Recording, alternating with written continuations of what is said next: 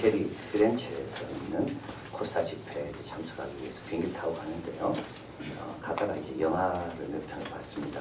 그 중에 아주 참 재미있고 감동적이고 유익한 영화 한 편이었습니다. 그거는 제목이 Nothing to Declare라는 제목입니다. 이 Nothing to Declare라는 것은 보통 이제 뭐 한국에 돌아올 때든지 또 외국에 갈 때 내가 산 물건이 위화로 400불 이상 되지 않는다. 그래서 세금 신고할 게 없다. 그때 이제 Nothing to Declare 그렇게 해가지고 이제 세관 신고를 세관을 통하지 않고 바로 나가는 그게 이제 Nothing to Declare. 그래서 내가 신고할 게 없다. 이 영화 제목이 Nothing to Declare입니다. 이거는 이제 세관을 이야기입니다. 벨기에와 프랑스 국경에 있는 세관을 이야기인데요. 벨기에와 프랑스는 사이가 아주 안 좋아가지고 이제 뭐 세관을 통과할 때마다 서로 까다롭게 하는 겁니다. 특별히 이제 벨기에 사람은 프랑스의 침략을 받아서 그런지 프랑스에 대한 증오가 아주 많은 거예요. 그래서 프랑스 사람들이 벨기에에 이제 오려고 할 때 딱 막아서가지고 뭐 가득 자동차 시트 듯이 이거 막 검사니까 얼마나 불편하겠습니까. 그래서 한 번은 이제 사람이 기름 넣어. 너는 왜 저 벨기에 가려고 그러냐. 그러니까 기름 넣으러 가려고 그런다. 그러니까 그 세관은 이렇게 합니다. 너 벨기에가 프랑스보다 기름이 싼 거 그 이유가 뭔지 아냐. 그건 벨기에 국민을 위한 것이 너를 위한 게 아니다. 그래가지고 막 더 철저하게 조사하고 몸수색도 다 하고 되게 까다롭게 하는 세관은 이야기. 그래서 서로 미워하고 멸시하고. 그런데 이제 유럽이 하나가 되면서 이제 EU가 되고 유로존이 만들어지면서 이제 세관원의 업무가 바뀌게 됩니다. 그래서 이제 그 국경에 있는 세관은 없어지게 되고요. 이동식 세관이 이제 만들어지게 돼서 이 서로 증오하는 이 벨기에 사람과 프랑스 사람이 한 팀이 돼가지고 이제 마약들을 밀수하는 것들을 잡아내는 일을 이제 합니다. 그리고 이제 그 안에 벨기에 사람과 벨기에 사람의 세관원의 여동생하고 프랑스 사람의 세관원이 서로 사랑하게 되고 이 사랑이 이제 어떻게 이제 이루어지는가 이게 이제 이 영화의 이제 스토리입니다. 그래서 이 벨기에 사람은 프랑스 사람을 너무 미워하는데요. 이제 고해성사를 하게 됩니다. 영화에 일이 나오죠. 그래서 자기는 이웃 사랑하는 것을 하기 어렵다. 그러니까 이제 신부님 이렇게 너 그렇게 해가지고 천국 가기 어렵다. 너 이거 아니야. 천국에도 세관은 있다. 여러분, 저는 그 말 들을 때 야 그렇구나. 세상에서 사랑 없이 살다가 가면 천국 가서 세금 많이 내야 되는 거예요. 한 번은 벨기에 사람이 자기 아들을 데리고 이제 몰래 밤에 국경선을 딱 접어놓은 그쪽으로 갑니다. 그리고 이곳은 어디냐? 이곳은 벨기에. 아니야. 이것은 세계에서 제일 위대한 벨기에야. 그 국경선 저쪽은 어디냐? 프랑스. 아니야. 저 미련한 놈들이 사는 프랑스 땅이야. 그리고 이제 그 선을 몰래 빼가지고 옮겨놓습니다. 뭐 하냐 하니까 나는 지금 벨기에 국가를 위해서 일하고 있다. 그러면서 선을 좀 옮겨놓습니다. 하늘을 보라고. 별이 있지. 벨기에 땅을 비추는 별이야. 그렇게 아들이 묻습니다. 아빠 근데 지구는 돌면 별이 위치가 바뀌는데. 그러니까 아빠가 그래 아빠가 그러나 밤에 잘 때는 그 별은 벨기에 땅 위에서 잔단다. 그래서 막 이렇게 우여곡절을 한 다음에 결국은 벨기에 사람과 프랑스 사람이 서로 이해하게 되고 서로 마약범을 잡게 되고 그리고 자기 여동생과 프랑스 사람이 결혼하도록 다 허락하게 되고 영화는 그렇게 이제 끝이 납니다. 영화 맨 마지막에 벨기에 사람이 다시 자기 아들과 함께 벤치에 앉습니다. 그리고 아들에게 참 깨달음을 주는 거죠. 얘야, 세상은 한 종밖에 없다. 인간은 우리 모두 같은 하늘 아래 사는 한 종이야. 서로 사랑해야 돼. 근데 이제 중국 사람이 자기 집 앞에 주차를 딱 하는 겁니다. 이 사람이 어디 감히 중국 사람이 내 앞에 주차 차 빼라고. 그 영화는 끝이 납니다. 여러분 사랑은 어렵습니다. 그렇게 이거 하나 해결하면 그 다음 사람은 자동적으로 될 것 같은데 또 어렵습니다. 사도 요한은 우리 하나님에 대해서 진술할 때 세 가지 하나님에 대한 진술이 사도 요한을 하고 있습니다. 첫째, 하나님은 영이시다. 그래서 하나님은 우상을 만들어서 물질을 만들어서 섬기는 그런 분이 아니다. 하나님은 인격적인 분이시고 하나님은 말씀을 통해서 우리가 만나는 분이지 하나님은 어떤 물질화는 안 된다. 하나님은 영이시다. 그래서 신령과 진정으로 예배드려야 된다. 두 번째 진술은 하나님은 빛이시다. 이 빛이란 말은 뭡니까? 하나님은 어둠과 빛의 혼동이 아니다. 하나님 앞에 나가면 모든 것이 클리어해진다. 명명백백하다. 하나님은 갈등은 전혀 없으신 분이다. 하나님은 빛으로 꽉 차 계시는 분이다. 그리고 이제 세 번째, 오늘 본문이 나와있죠. 하나님은 사랑이시다. 그런데 윌리엄 바클리는 말하기를 하나님이 행한 모든 것들을 이해할 수 있도록 풀 수 있는 하나의 열쇠가 있다면 그게 바로 하나님은 사랑이시라는 겁니다. 하나님을 사랑으로 보기 시작하고 하나님의 사랑으로 모든 하나님이 행하신 걸 보면 다 이해가 된다. 그러면서 그는 처음에 창조, 하나님 왜 창조하셨을까요? 사랑하시기 때문에. 사랑의 관계를 인간과 확대하고 싶어서 인간도 하나님의 사랑이 뭔지 경험하고 서로 좀 사랑하는 것을 경험하게 하기 위해서 하나님은 창조하신 거예요. 사랑이 많은 사람은 혼자 있을 수가 없어요. 사랑이 많은 사람은 이 고독을 견딜 수가 없습니다. 사랑이 있는 사람은 관계를 맺게 되어 있는 거예요. 그래서 하나님은 왜 창조하셨는가? 예, 우리 하나님은 고독 속에 있는 하나님이 아니라 관계 속에 있는 하나님입니다. 창조한 다음에 하나님은 섭리로 이끌어 가시죠. 한 사람 한 사람 하나님께서 이 섭리도 하나님의 사랑의 표현인 겁니다. 그리고 세 번째는 구속. 우리 하나님은 우리가 죄를 범하고 하나님 배반했지만 여전히 사랑하셔서 아들을 보내셔서 자녀 삼아주시는 것. 그리고 마지막으로 영생. 영생도 뭐죠? 하나님의 사랑의 표현이라는 것. 하나님의 사랑이 영생을 만들었다는 것. 우리와 영원히 함께 지내고 싶어 하시는 하나님. 그래서 창조, 섭리, 구속, 영생 이 모든 것들은 다 하나님의 사랑이라는 하나님의 성품에 의해서 다 이제 비롯된 거라는 것. 그래서 하나님은 사랑이시다. 사도 요한은 이렇게 말하는 겁니다. 그리고 모든 사랑은 하나님께로부터 온 거다. 자, 그리고 나서 이제 9절에 보서 하나님의 사랑이 우리에게 이렇게 나타난 바 되었으니, 그러면서 하나님의 사랑에 대해서 좀 더 구체적으로 우리가 어떤 사랑을 받고 있는가에 대해서 말씀합니다. 하나님의 사랑은 이렇게 나타냈다. 첫째, 하나님의 사랑은 우리를 살리려 하십니다. 하나님은 우리를 살게 하기를 원하시는, 우리를 살려내신 것이 하나님의 사랑이라는 겁니다. 죽어있는 것과 살아있는 것은 엄청난 차이죠. 살아있으면요 기회가 있는 겁니다. 살아있는 사람에게 기회가 있는 겁니다. 성장할 수 있고 깨달을 수 있고 변화될 수 있고, 살아있는 한 우리에게는 소망이 있는 겁니다. 그래서 하나님은 어찌든지 살려내시려고, 꺼지라는 등불도 살려내려고 그러시고, 상한 갈 때도 살려내려고 그러시고, 일단 살면 소망은 있는 겁니다. 기회는 있는 겁니다. 월스트리트저널에서 요번에 브라이빅이라는 사람이죠. 이 사람이 노르웨이에서 유스 캠프에 참석한 아이들을 향해서 죽이고, 또 노르웨이 정부 청사의 폭발물을 폭발시키고 77명이 죽었습니다. 한 사람에 의해서. 그래서 이 사람의 심리 상태가 어떤가에 대해서 범죄 심리를 연구하는 그런 영국의 학자에게 이제 상담한 내용이 그게 실렸습니다. 이 사람은 아주 솔직하게 이렇게 이야기했어요. 그 사람이 왜 죽였는가는 실제적으로는 미스테리라는 겁니다. 그 사람의 환경에 의해서 아버지를 일찍 얻었기 때문에 그런 상처가 많아서 그런 살인을 하게 됐는가. 그게 미스테리라는 거죠. 왜 미스테리인가? 아버지 일찍 여긴 사람 많아도 살인 안 하는 사람 많다는 거죠. 근데 그거 갖고 설명하기 어렵다는 겁니다. 그러나 자기가 대부분 감옥에서 많은 사람을 이렇게 심리하면서 깨달은 것은 뭐 이런 경우는 딱 두 가지라는 거예요. 하나는 뭐냐면 사회적인 거고, 또 하나는 개인적인 거예요. 사회적인 건 뭐냐? 정치적인 야망이 있는데 능력이 없을 때 테러한다는 겁니다. 사회적 불만은 많은데 그 불만을 바르게 해결할 수 있는 방법이 없을 때 테러한다는 거예요. 다시 말하면 비전은 있는데 어빌리티, 능력이 없을 때 사람들은 비정상적으로 그 문제를 풀려고 한다는 거예요. 해소하려고. 그게 잘못된 정치관, 세계관이 그에게 심어졌고, 그걸 해결을 해야 되겠는데 자기는 능력은 없고, 그래서 이 사람이 테러한 거예요. 또 한 가지는 개인적인 건데, 이건 삶의 목표가 없기 때문이라는 거예요. 그러면서 그는요, 저는 이 대목을 읽다가 깜짝 놀랐어요.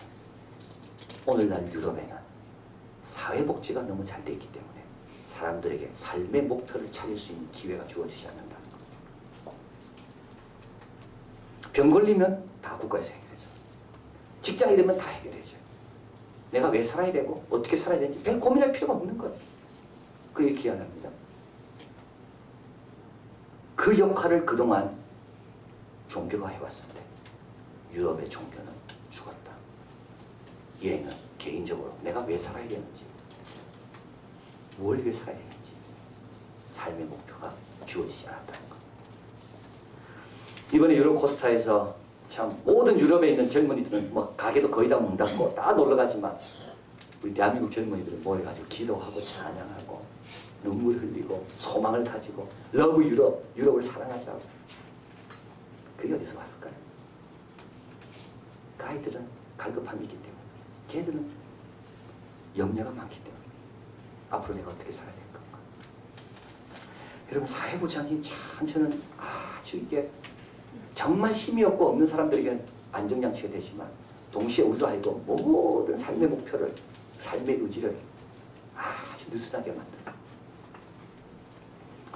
그래서 하나님께서는 이런 사람을 살려내기 원하시는 겁니다. 선한 일을 위해 지음받았다. 너가 해야 될 일, 아주 고귀한 일이 있다. 영혼 구원해라. 선교해라. 어려운 사람 도와라. 하나님 큰 세계를 위해서 기도해라.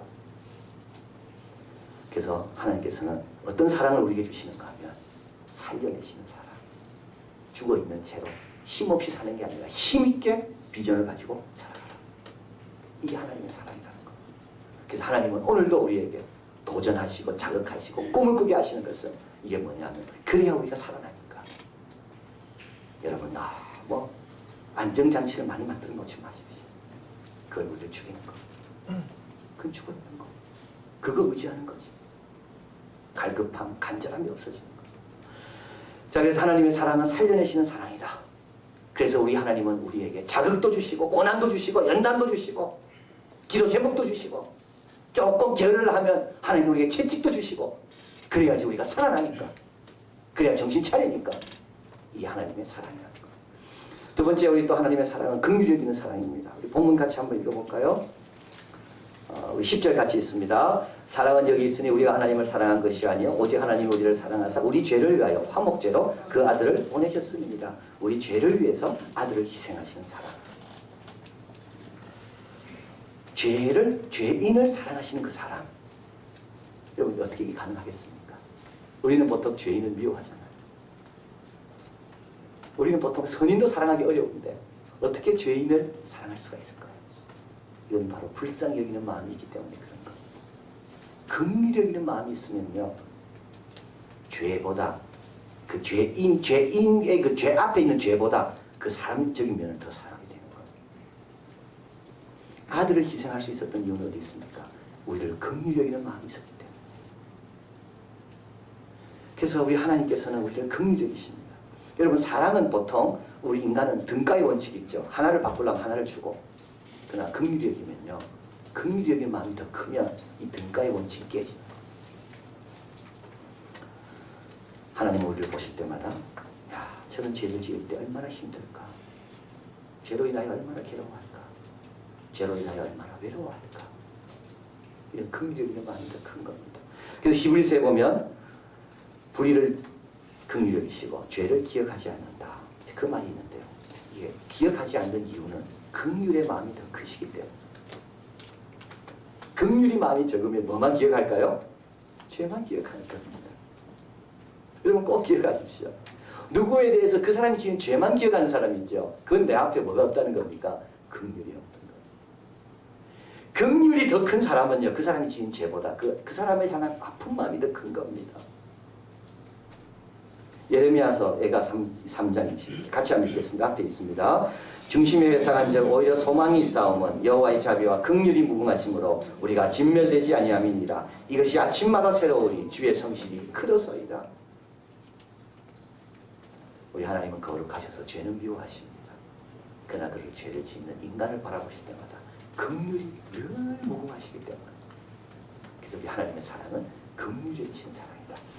마지막 우리 하나님의 사랑은 주도적인 사랑, 먼저 하시는 사랑입니다. 10절. 사랑은 여기 있으니 우리가 하나님을 사랑한 것이 아니요 오직 하나님이 우리를 사랑하셨다. 여러분이 먼저 사랑했다는 것은 무슨 뜻일까요? 제가 이 말씀을 묵상하면서 이 부분이 제일 어려웠습니다. 먼저 사랑한다는 게 뭘까? 먼저 사랑한다는 게 뭘까? 여러분, 우리는 먼저 사랑이 잘 됩니까? 잘 안 되죠. 왜요? 우리 안에 사랑이라는 게 별로 없기 때문에. 그래서 사랑을 받아야지 그 받은 사랑으로 사랑하는 겁니다. 우리는 탱크가 비면 그 다음에 사랑 못합니다. 그래서 우리의 사랑은요 아주 상대적입니다. 나를 사랑해주는 사람을 만나면 나도 그 사람을 사랑해요. 왜냐하면 그 사랑을 받았기 때문에. 그러나 나를 미워하는 사람을 만나면 내가 받은 사랑이 없기 때문에 내 안에 탱크에 채워지지 않았기 때문에 나도 미워하는 겁니다. 그래서 우리의 사랑은 절대 영원하지가 않습니다. 우리의 사랑은 아주 불완전합니다. 남이 나를 어떻게 사랑하는가 그에 따라서 내가 사랑이 많기도 하다가 내 탱크가 채워지니까 때로는 사랑받지 못하면 내 탱크가 비워지기도 하고. 먼저 사랑했다는 말은 뭐죠? 하나님은 탱크가 항상 차 있다는 말이에요. 여러분 누가 먼저 사랑합니까? 사랑 많은 사람은 항상 먼저 사랑합니다. 체질적으로 사랑 많은 사람이 있습니다. 긍휼이 많이 여긴 사람. 이런 사람은 항상 먼저 합니다. 그래서 먼저 사랑하셨다는 말은 뭡니까? 하나님의 탱크는 항상 사랑으로 가득 차 있다.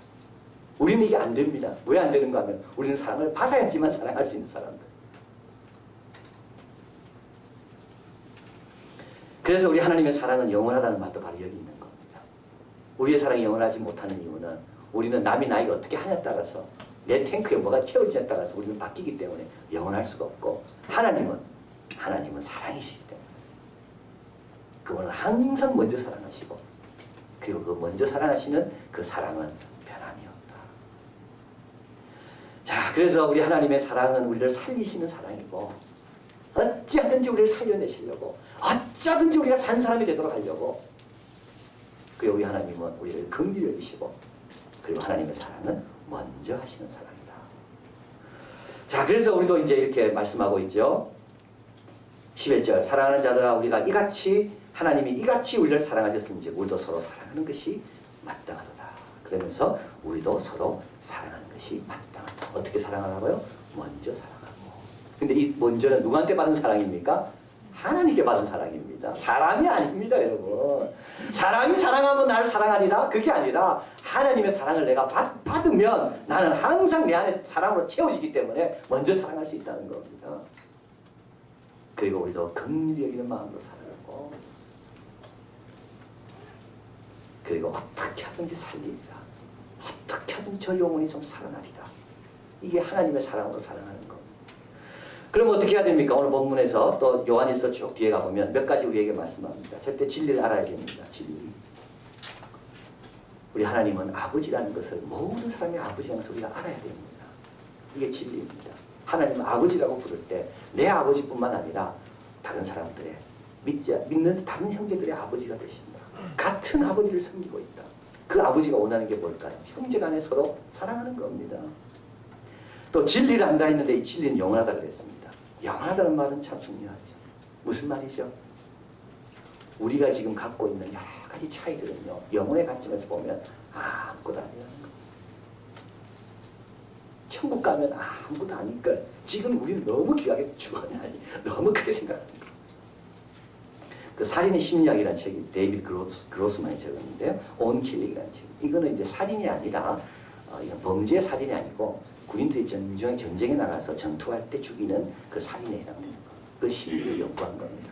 이분은 웨스트 포인트 미국 육군 사관학교 심리학 교수입니다. 이 사람이 군대 데이터를 쫙 뽑아봤어요. 실제로 군인들이 전쟁에 나가서 상대방을 쏘아 죽이냐 안 죽이냐. 많은 사람들이 거짓말한대요. 내가 가서 몇 명 죽였다는 거 거짓말이래요. 실제로 못 죽인대요. 사람은 남 앞에 서서 남을 죽이려고 하는 순간 그 순간 양심적인 병력 기피자가 된다. 인간은 천성적으로 못 죽이게 돼 있대요. 그래서 게티스버그에서 총을 다 수집했습니다. 전쟁이 끝난다. 그래서 27,000정의 총을 다 수집했습니다. 근데 보니까 70% 이상이 장전되어 있는 총들이라는 겁니다. 어떤 거는 2번 장전되어. 이 말은 뭐죠? 안 쏘았다는 겁니다. 그래서 실제로 가까운 거리에서 싸울 때는 많이 죽어야 되는데 가까운 거리에서 싸웠는데도 총 맞아 죽은 사람은 별로 많지 않다는 겁니다. 양쪽 다. 이 데이터를 가지고 이제는 군대 훈련을 어떻게 이제 죽여야 될 거 아니에요. 전쟁에 승리하려면 어떻게 죽이든가 이제 그거를 이제 연구하고 훈련시키게 되고 이제 그래서 2차 대전부터는 많이 죽습니다. 그런데 어떻게 잘 죽일 수 있는가? 거리를 강조하는 것. 어떤 거리요? 문화적 거리. 너 저 사람 우리하고 다르다. 열등 아닌 답니다. 죽여도 괜찮다. 문화적 거리. 도덕적 거리. 저 사탄의 후예들이다. 죽여라. 괜찮아. 사탄의 후예. 사탄의 종로를 하고 있기 때문에 죽여도 괜찮아. 도덕적 거리. 기계적 거리가. 그래서 무기가 발달할수록 멀리서 쏘아 죽일수록 잘 죽인다. 가까이서 못 쏘요. 우리도요, 쓸데없는 이유를 가지고 거리를 너무 많이 만들어요. 그렇죠. 쓸데없는 이유를 가지고. 그래서 어떻게 됩니까? 진리, 천국 가면 그 거리는 아무것도 아닌데 자꾸 거리를 생각하면서 차이를 자꾸 생각하면서 한 아버지의 자녀로서 한 식구임을 알아야 되는데 이거는 어디에? 거짓 위에 행하는 겁니다. 진리 위에 행하는 게 아닌가. 그래서 우리가 사랑하려면 하나님의 자녀, 사랑받고 있는 자녀구나. 하나님의 그 영혼의 작은 신음도 지금 응답하기를 원하시는 그 형제구나, 자매구나. 그 거리를 줄여갈 때, 진리 안에 설 때 사랑할 수 있는 것. 그리고 두 번째 어떻게 사랑합니까? 내가 사랑을 많이 받아야 됩니다. 여러분 사랑받고 있음을 경험할 때 내 탱크가 사랑으로 채워지면요, 사랑이 어렵지 않아요. 하나님의 사랑을 많이 경험해야 돼. 사도 요한은 사랑하는 자들아, 너희가 어떠한 사랑을 받았으며 하나님의 사랑을 얼만큼 많이 받았냐. 근데 여러분 많은 분은요, 어떤 경우는 나는 하나님의 사랑 별로 못 받았다고 말하는 분들 많이 있습니다. 진짜 못 받았을까요? 하나님 사랑 진짜 못 받았을까요? 제가 이번에 코스타 가가지고 월요일날 도착했습니다. 밤늦게요. 그리고 화요일날 2시부터 이제 집회가 시작되는데 이거는 여름엔 처음 하는 유럽 코스타이기 때문에 모든 면에 준비가 많이 미비했습니다. 그래서 제가 이제 2시에 시작하는데 개요 예배가 1시 40분쯤 내려갔습니다. 집회 장소에. 가니까 이제 찬양팀 애들이 이제 악기 세팅을 다 끝냈고 그리고 이제 시작하기 전인데 아무도 없고, 그래서 저보고 와서 좀 찬양팀을 기도해 달라고, 그래서 이제 간절히 기도하고 이제 2시가 됐습니다. 이제 찬양 시작해야 되는 거예요. 아무도 없어요. 저 혼자 딱 있는 거예요. 그냥 찬양팀 인도자가 그래도 시작하자 그러더라. 그래가지고 바이올린, 첼로, 뭐 피아노, 악기 이 열 몇 시간을 독일에서 끌고 온 겁니다. 그리고 아이들이 밤새 악기 세팅하고 악기 도둑 맞을까봐 악기 옆에서 집회 첫날부터 마지막까지 자고 그렇게 헌신하고 준비했는데 아무도 없는 겁니다. 저 혼자. 그렇게 찬양 부르기 시작했습니다. 얼마나 제가 영광스럽던지. 하나님의 사랑이 확 느껴지죠. 야, 나 같은 사람 앞에 이렇게 귀한 찬양을 나와 함께 부르기 허락하시네. 여러분, 하나님의 사랑이 어떻게 경험될지는 모릅니다. 내만 깨어있고 내만 바르게 하나님 원하시는 자리에 있기만 하면 거기서 하나님이 나를 얼마나 사랑하는 손길을 경험할 수 있는 것. 새벽 기도 때입니다. 마지막 날 이제 폐예배면 새벽 기도 제가 인도해야 돼서 일찍 나왔어요. 그날도. 그래가지고 딱 앉아 있습니다. 인도하는 분이 저보고 목사님 제일 먼저 나왔대요. 그런데 첼로, 바이올린, 피아노 이 세 명이 항상 미리 나와서 쫙 연주를 하고 있는 거. 여러분, 하나님의 사랑을요, 내가 내 방식으로만 경험하리라. 그런 사람은 정말 경험하기 어렵습니다. 그러나 예배 시간 조금만 일찍 나와도 하나님이 나를 얼마나 사랑하는지 느낄 수는 있습니다. 좀 일찍 나와보세요. 예배 전에 반주하는 반주를 쫙 들으면서 야, 저 곡은 나를 위한 곡이네. 어떻게 나를 위해 하나님이 저 곡을 주셨을까? 은혜 받는 거예요. 나무를 보면서 야, 저게 나를 사랑한다는 하나님의 나무의 손짓 같구나. 그럼 내 사랑이 채워지는 겁니다. 딱 마음을 닫고 나는 이것만이 하나님의 사랑이야. 내한테는 이것만 와야 하나님의 사랑이야. 이러니까 사랑이 못 경험하는 거죠. 마음을 잘 열고. 저번에 그때 왔을 때 그 여성 그 강사님의 그 간증 그런 내용 나왔어요. 너무 건강해서 자기는 한 번도 남자로부터 서비스를 받아본 적이 한 번도 없대. 문을 열어준다든지 짐을 들어준다든지. 자기는 너무 건강하기 때문에. 그래서 자기가 한 번 대학 다닐 때 이랬을 때 하나님, 왜 하나님 나에게는 찾아오는 남자가 없습니까? 하나님의 음성이 들려. 창문 밖을 봐라. 보니까 나무들이 쫙 서 있더래. 저거 내가 너한테 주는 나무들이다. 꽃이다. 반응이 별로 없으시네. 여러분 어떻게 바라보냐가 중요한 겁니다. 어떻게 바라보는가가 중요한 거예요. 마음을 딱 닫고 바라보니까 하나님께서 아무리 손질하셔도 그게 나의 사랑에, 나를 향한 하나님의 사랑의 손길로 느껴지지 않는 겁니다. 별을 봐도, 바람을 느껴도, 음악을 들어도 나 같은 사람에게 꼭 필요한 말씀이네. 그러면 그 사랑이 느껴지는 겁니다. 여러분, 하나님께서 누구만 사랑하시고 누구는 뭐 사랑 안 하시겠습니까? 하나님은 다 사랑하시는 거예요. 그런데 내가 내 고집, 내 방법, 내 방식으로만 이게 하나님의 사랑이라고 생각하니까 나는 별로 사랑받지 못한 것을 느껴지는 거예요. 그래서 사도 바울은 사랑하는 자들아 라고 이야기합니다. 너희가 어떠한 사랑을 하나님께 받았느냐. 그리고 마지막으로 우리가 사랑하기 위해서는 사랑의 계명에 실천해야 됩니다. 오늘 본문도 나와 있지만 사랑은요, 이건 감정이 아니고 이거는 의지고 이건 계명에 순종해야 되는 겁니다. 사랑은 계명입니다. 사랑하라는 것은 계명입니다. 근데 사랑하라는 계명 지키기 어렵잖아요. 그래서 주님께서 사랑할 수 있도록 계명을 지키기 위해서 가르치신 방법이 있습니다. 원수를 위해서 핍박하는 자에서 뭐 하라 그랬죠? 기도하라 그랬죠. 기도할 때 주님 마음 갖게 되는 거예요. 기도할 때 긍휼히 여기는 마음 갖게 되는 거예요. 기도할 때 내가 어떤 사랑을 받았는지 깨닫게 되는 거예요. 그러면 사랑하게 되는 거예요. 그래서 우리에게는 하나님의 주신 사랑도 막 여기저기 있고, 그것도 안 되면 기도하면 되고, 그리고 진리 안에 거할 때 우리도 주님께 주신 사랑을 할 수가 있다. 자, 그리고 오늘 본문에서 또 중요한 말씀 하나 더 하고 있습니다. 사랑의 결과에 대해서 이야기하죠. 12절 같이 읽어볼까요? 어느 때나 하나님을 본 사람이 없을 때 만일 우리가 서로 사랑하면 하나님이 우리 안에 거하시고 그의 사랑이 우리 안에 온전히 이루느니라. 언제 사랑을 온전히 이룬다고요? 사랑할 때. 하나님이 나를 사랑하는지 언제 온전히 안다고요? 내가 사랑하려고 할 때. 그 말은 무슨 뜻입니까? 하나님은 사랑하려고 하는 자에게 하나님의 사랑을 더 채워주신다는 말이에요.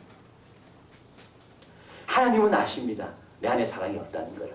내가 갖고 있는 이 작은 사랑 갖고 사랑하기에는 세상에는 너무나도 많은 그 대상들이 나하고 다르다는 걸 하나님 아십니다.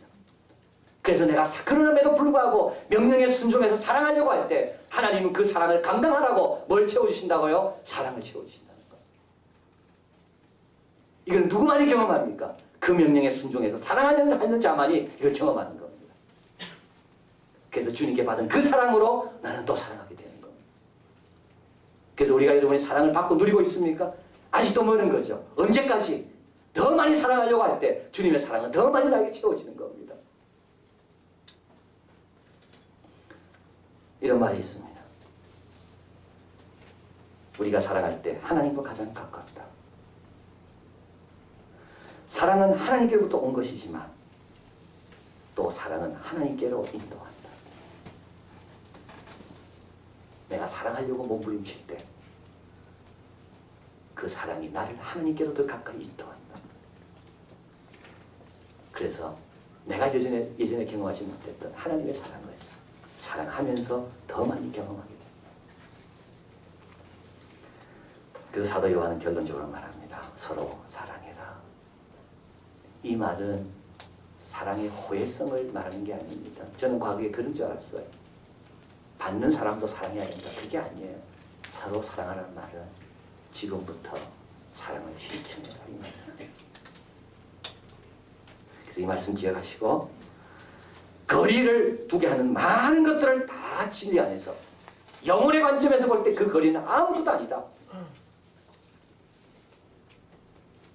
그리고 하나님 내 눈과 내 귀가 좀 열려져서 오늘도 나를 사랑해서 주시는 모든 것들을 내가 누리게 하시고 포기하시고 그리고 마지막으로 그것도 안 되면 계명으로 의지로 기도로 실천하는 것. 그러면 하나님의 사랑이 우리 안에서 온전하게 되고 사랑의 열매 또 사랑 안에서 풍성한 삶을 누리는 우리가 될 줄 믿습니다.